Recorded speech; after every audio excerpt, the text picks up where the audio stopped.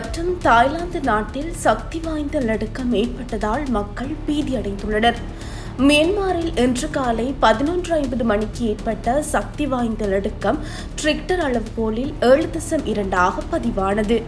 மீண்டும் 12 நிமிட இடைவேளையில் அடுத்த நிலநடுக்கம் ஏற்பட்டது.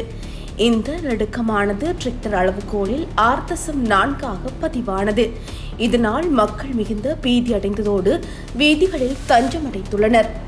இதைத் தொடர்ந்து தாய்லாந்தின் பாங்காக்கில் சக்தி வாய்ந்த நிலநடுக்கம் ஏற்பட்டது. இந்த நிலநடுக்கமானது ரிக்டர் அளவுகோலில் 7.3 பதிவானது. இந்த நிலநடுக்கத்தால் பாங்காக்கில் அடுக்குமாடி கட்டடம் ஒன்று தரைமட்டமானது. மியான்மர் மற்றும் தாய்லாந்தில் ஏற்பட்ட நிலநடுக்கம் இந்தியாவின் பல்வேறு பகுதிகளிலும் உணரப்பட்டுள்ளது. இதேவேளை தாய்லாந்தின் பாங்காக் நகரில் அவசர நிலை பிரகடனப்படுத்தப்பட்டுள்ளது.